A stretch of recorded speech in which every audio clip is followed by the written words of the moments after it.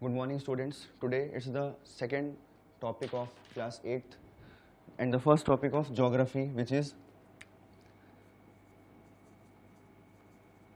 resource types and development.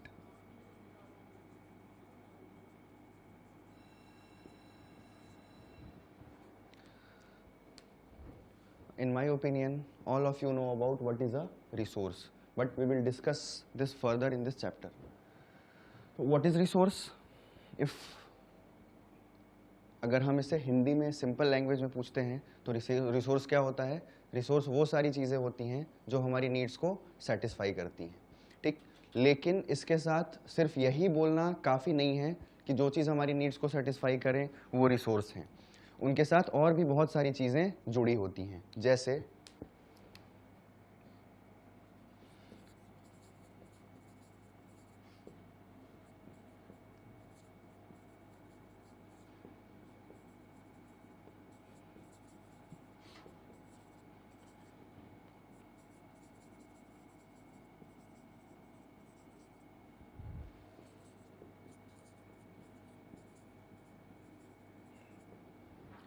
यही definition है हमारा, anything that satisfies human needs is a resource. लेकिन अगर हम बात करें, जैसे आप अभी बच्चे हैं, छोटे बच्चे, तो अगर हम बात करते हैं कि आपके लिए BMW कार एक रिसोर्स है, तो आपको लगेगा कि हाँ, डेफिनेशन के अकॉर्डिंग BMW मेरे लिए एक रिसोर्स है। लेकिन उसके साथ और बहुत सारी चीज़ें हैं जो जुड़ी होती हैं, जैसे कि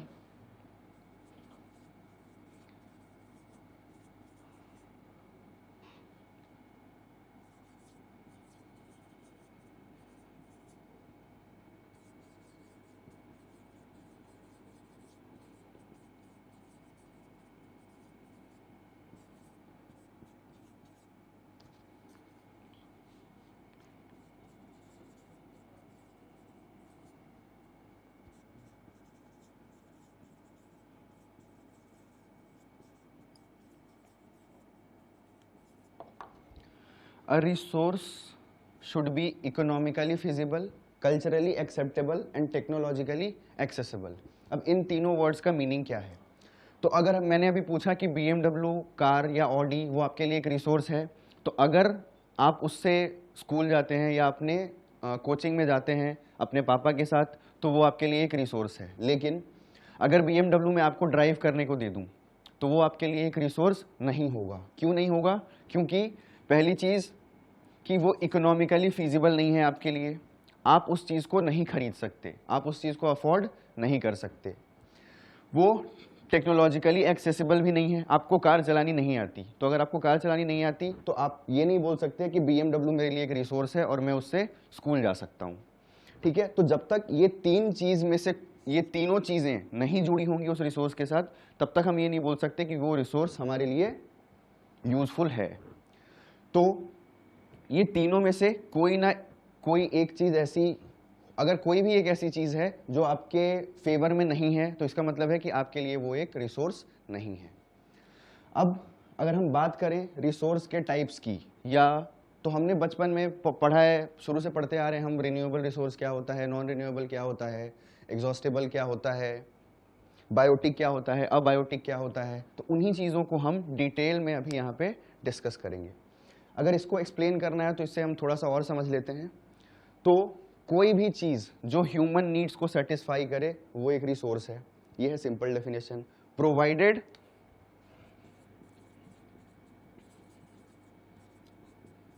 it is economically feasible, culturally acceptable and technologically accessible. इसको हम अच्छे से डिफाइन करते हैं। तो अगर कोई भी एक रिसोर्स है या कोई भी एक ऑब्जेक्ट है जिसको हम यूज़ करना चाहते हैं, लेकिन वो ऑब्जेक्ट इतना महंगा है कि हम उसे खरीद नहीं पा रहे, तो हम उसको कैसे बोल सकते हैं कि हमारे लिए वो एक रिसोर्स है? अगर मैं एक बोलूं कि मुझे एक एरोप्लेन चाहिए और एरोप्लेन मेरे लिए एक रिसोर्स है, ठीक है, मुझे एक प्राइवेट जेट खरीदना है, तो मैं अगर वो प्राइवेट जेट नहीं अफोर्ड कर सकता तो वो एक इकोनॉमिकली फिजिबल आइटम मेरे लिए नहीं है। और सिंस वो एक इकोनॉमिकली फिजिबल आइटम नहीं है, इसलिए मेरे लिए वो एक रिसोर्स नहीं है।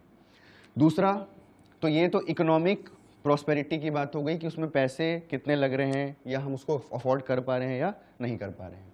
दूसरा, कल्चरली एक्सेप्टेबल। कोई एक ऐसी चीज़ जो मेरे पास है लेकिन हम उसको यूज़ नहीं, मैं उसे यूज़ नहीं कर पा रहा हूँ क्योंकि सोसाइटी मुझे उसे यूज़ करने से मना कर रही है। अगर हम एग्जाम्पल पे बात करें तो एक ऐसा इंसान है जिसका ग्लास कटिंग का काम है, वो ग्लास कट करता है और उसको सेल करता है मार्केट में, मिरर बना के या कार के रियर व्यू मिरर कुछ भी बना के। तो अगर वो इंसान उस चीज़ से पैसे कमा रहा है क्योंकि उस ग्लास कट कर रहा है वो, लेकिन अगर वही इंसान अपने घर में 2 बजे रात को ग्लास कट करने लगे, करने का उसका मोटो क्या है कि उसे सुबह सेल करना है जाके, या किसी दूसरी कंपनी को सेल करना है ताकि उसे पैसे मिल सकें। तो अगर वो उस चीज़ को 1 बजे रात को ग्लास कट करने लगे अपने घर के अंदर, तो आसपास के बहुत सारे नेबर्स उससे डिस्टर्ब हो जाएंगे और वो उस काम को उसे कंटिन्यू नहीं करने देंगे। तो उस पॉइंट ऑफ टाइम के लिए वो रिसोर्स उसके लिए, वो आइटम उसके लिए एक रिसोर्स नहीं है। क्यों?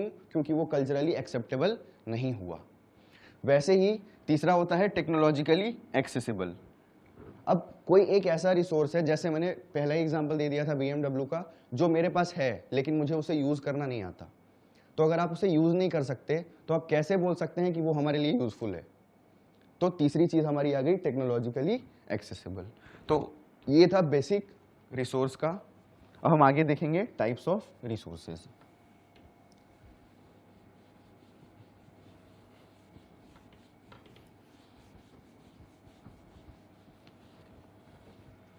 उसके पहले हम देखते हैं values of resources.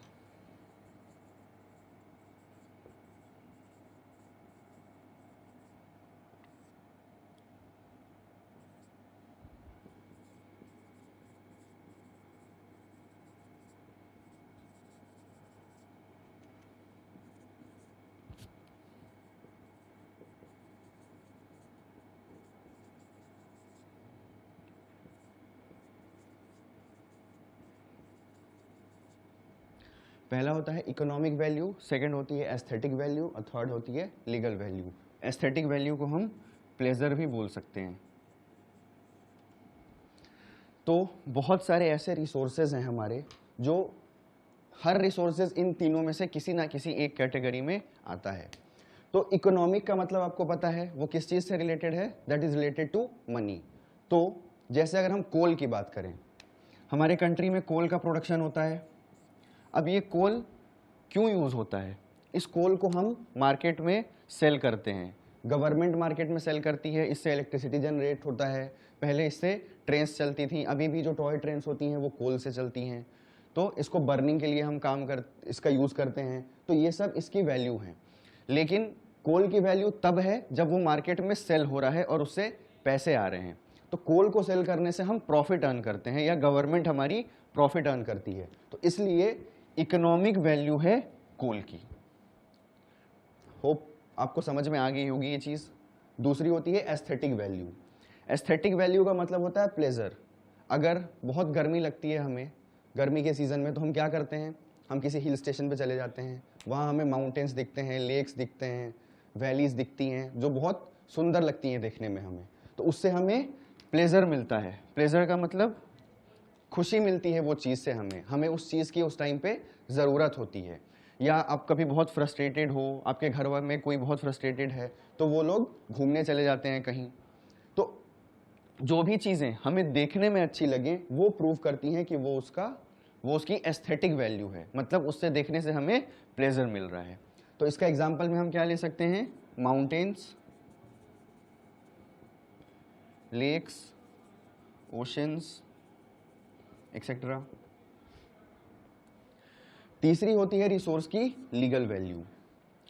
Legal value का मतलब क्या है कि हमारी जुडिशियरी ने उसके वैल्यूज तय किए हैं लीगली। जैसे कि अगर हम बात करते हैं कोल की पेट्रोल की, तो अगर हम बाइक चलाते हैं या कार चलाते हैं तो इससे हमारा पॉल्यूशन होता है। पॉल्यूशन होने की वजह से इन्वायरमेंट ख़राब होता है, बहुत सारे डिजीज़ेज होते हैं। तो गवर्नमेंट ने उसके ऊपर बहुत सारे रूल्स बना दिए हैं। जैसे हर कार को या हर बाइक को ये एक मीटर से, एक मशीन से डिटरमाइन करना होता है कि उसकी बाइक या उसकी कार कितनी पॉल्यूशन कर रही है। वो पॉल्यूशन रेंज जो भी कर रही है वो उस रेंज से जो गवर्नमेंट ने तय किया है उससे कम है या नहीं। अगर उससे ज़्यादा है तो आप वो बाइक या वो कार ड्राइव नहीं कर सकते। तो लीगल वैल्यू का मतलब है कि अगर इसके साथ कोई कुछ करता है गलत चीज़ें जिससे इन्वायरमेंट पे इफेक्ट पड़ता है या कहीं भी इफेक्ट पड़ता है, तो उसके ऊपर बहुत सारे लॉज हैं जो उस इंसान के ऊपर फॉलो होते हैं। तो इसलिए हम एयर को बोल सकते हैं कि एयर की लीगल वैल्यू है।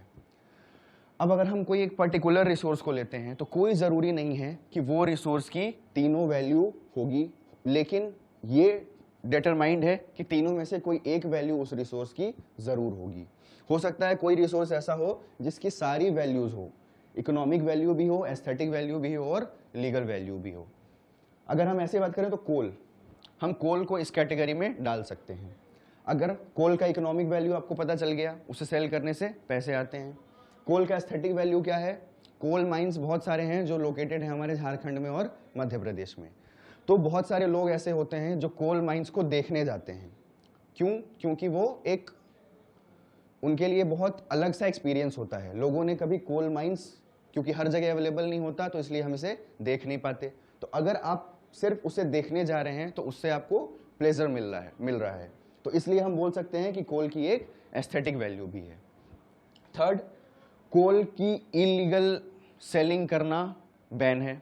गवर्नमेंट ने उसके ऊपर बैन लगा रखा है। आप कोल माइन से डायरेक्टली कोल अक्वायर नहीं कर सकते। तो ये गवर्नमेंट ने एक लीगल चीज़ उसके ऊपर लगा दी है कि अगर आप ऐसा करते हैं तो यू विल बी पनिश्ड। तो इसलिए कोल की एक लीगल वैल्यू भी हो गई। तो अगर हमने एक पर्टिकुलर रिसोर्स को लिया और हमने उसकी तीनों वैल्यूज़ डिटरमाइन करके देख ली। तो ये था हमारा वैल्यूज़ ऑफ रिसोर्सेज।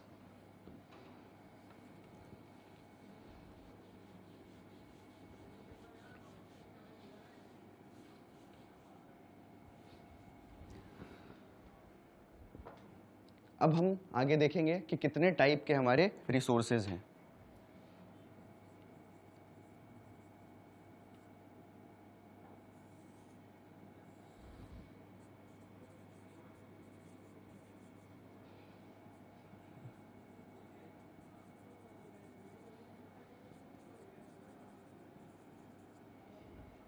पहला होता है हमारा नेचुरल रिसोर्सेज, दूसरे होते हैं हमारे मैन मेड या आर्टिफिशियल रिसोर्सेज, और तीसरे होते हैं हमारे human resource.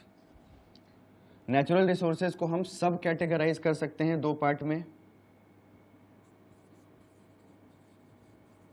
Renewable and non renewable resources. अब रिन्यूएबल रिसोर्स को भी नॉन रिन्यूएबल रिसोर्स को भी हम दो कैटेगरी में क्लासिफाई कर सकते हैं। पहला कैटेगरी है हमारा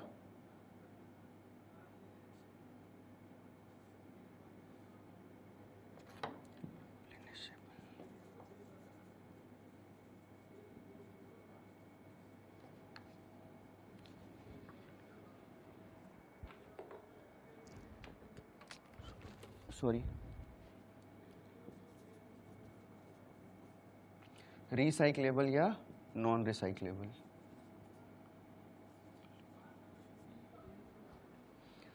तो ये हमारे कैटेगरीज हैं जिसमें हमने रिसोर्सेज को अलग अलग क्लासिफाई कर दिया है।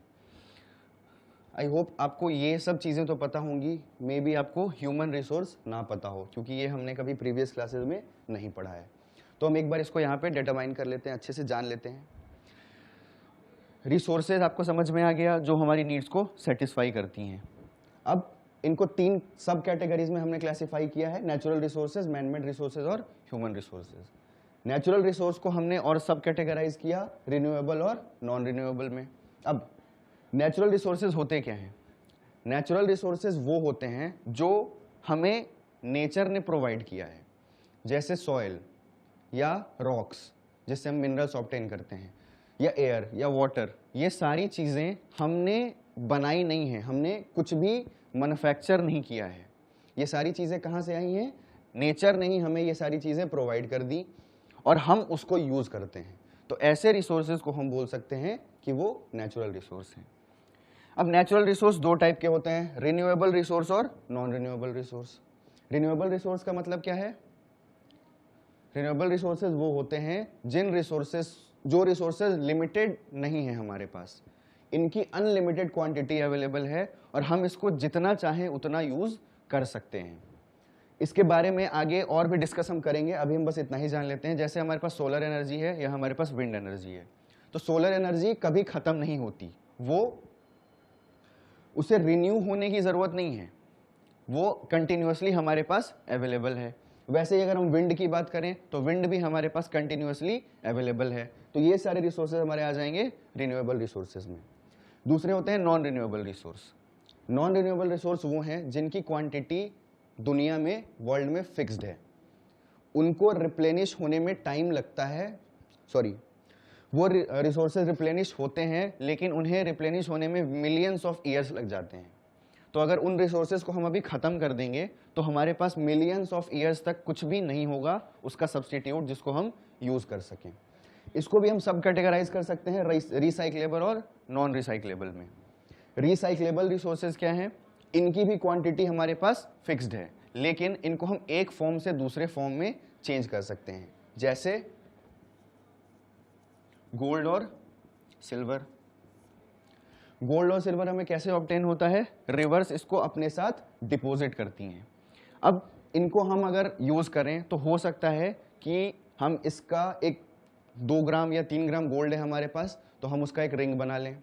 जब उस रिंग का यूज खत्म हो गया तो हम उसे वापस मेल्ट करके और किसी दूसरे फॉर्म में चेंज कर सकते हैं। तो ऐसे रिसोर्सेज को जिसको हम एक फॉर्म से दूसरे फॉर्म में चेंज कर सकते हैं लेकिन उनकी क्वांटिटी हमारे पास लिमिटेड है, वो रिसोर्सेज होंगे हमारे रिसाइक्लेबल रिसोर्सेज। दूसरे होते हैं हमारे नॉन रिसाइक्लेबल। इसमें हम फॉसिल फ्यूल को कैटेगराइज कर सकते हैं। फॉसिल फ्यूल्स होते हैं हमारे कोल, पेट्रोल, नेचुरल गैस। ये सारे रिसोर्सेज हमारे पास फिक्स्ड क्वांटिटी में अवेलेबल हैं और इनको जब हम यूज करते हैं तो ये बिल्कुल खत्म हो जाते हैं, मतलब इनका कंबशन हो जाता है। कंबशन होने का मतलब वो बर्न हो जाते हैं और किस में चेंज हो जाते हैं? स्मोक में। तो जब वो स्मोक में चेंज हो गए तो वापस हम उनको कन्वर्ट करके कोल, पेट्रोल या नेचुरल गैस के फॉर्म में ऑब्टेन नहीं कर सकते।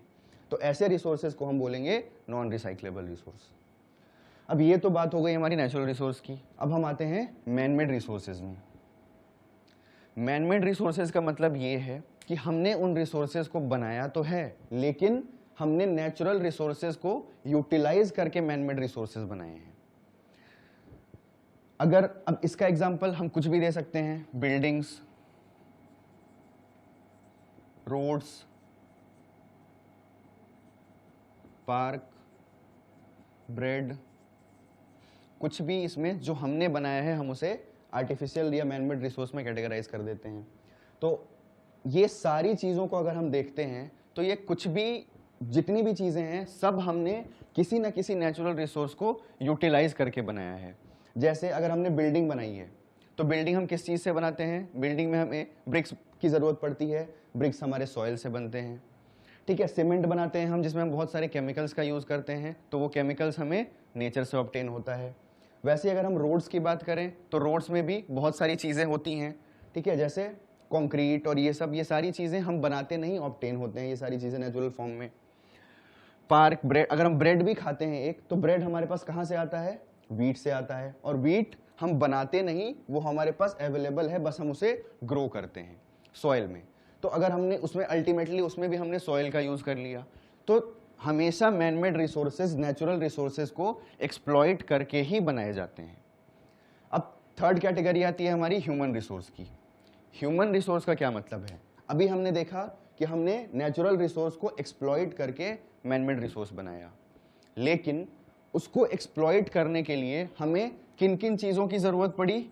स्किल्स की, नॉलेज की,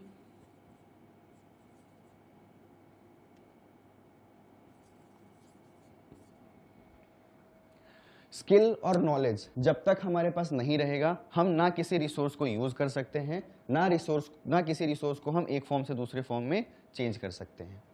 तो अगर हमें एक बिल्डिंग बनानी है तो अगर हम बिल्डिंग बनाने का काम किसका होता है? इंजीनियर्स होते हैं, उसमें स्किल्ड लेबरर्स होते हैं और बहुत सारे हमारे आर्किटेक्ट होते हैं। तो क्योंकि उनके पास ये स्किल और ये नॉलेज है कि वो नेचुरल रिसोर्सेज को यूज करते हैं और उसको एक फॉर्म में चेंज करके और बिल्डिंग के फॉर्म में ले आते हैं। वो सेट ऑफ स्किल्स या वो सेट ऑफ नॉलेज हम सबके पास अवेलेबल नहीं है। वैसे ही अगर हम किसी चीज की बात करें, हम अगर बिस्किट की बात करें या हम केक की बात करें, कोई भी चीज, तो अगर हम केक लेने जाते हैं तो हम कहाँ लेने जाते हैं? बेकरी शॉप पे लेने जाते हैं, या घर पे हमारी मम्मी बनाती हैं उस चीज को। तो क्यों वो चीज मम्मी बना पा रही है या क्यों वो चीज बेकरी वाला बना पा रहा है? क्योंकि उसके पास वो स्किल है, वो नॉलेज है, जिससे वो उन चीज को, एक चीज को दूसरे फॉर्म में कन्वर्ट कर पा रहा है। तो इसी को हम बोलते हैं क्या? Human resource. किसी भी ऑफिस में एक ह्यूमन रिसोर्स डिपार्टमेंट भी होता है। ह्यूमन रिसोर्स डिपार्टमेंट क्या काम करता है? अगर कोई भी इंसान जॉब के लिए जा रहा है सबसे पहले, तो सबसे पहले जो उसका इंटरव्यू होगा वो ह्यूमन रिसोर्स में होगा, या बाद में भी हो सकता है। ह्यूमन रिसोर्स क्या करते हैं? वो आपके स्किल को और आपके नॉलेज को टेस्ट करते हैं कि जिस पोजीशन के लिए, जिस जॉब के लिए आपने अप्लाई किया है, आप उस जॉब के लिए कैपेबल हैं या नहीं हैं। तो बहुत सारे उनके तरीके होते हैं। वो आपसे क्वेश्चन, क्रॉस क्वेश्चन पूछेंगे, वो आपका टेस्ट लेंगे, जिससे उन्हें पता चल जाएगा कि वो स्किल और वो नॉलेज, ये दोनों चीज उस कैंडिडेट, पर्टिकुलर कैंडिडेट के पास है या नहीं है, जिससे वो दी हुई रिस्पॉन्सिबिलिटीज को अच्छे से टैकल कर सकता है। तो ह्यूमन रिसोर्स भी आई होप आपको समझ में आ गया होगा। द सेट ऑफ स्किल्स और and knowledge required to convert one form of resource into another. ठीक है, तो स्टूडेंट्स आज फर्स्ट लेक्चर में हम बस इतना ही रखते हैं। नेक्स्ट लेक्चर में हम फर्दर डिस्कशन करेंगे रिसोर्स का, कि रिसोर्स को हम और आगे कैसे क्लासिफाई कर सकते हैं। Thank you.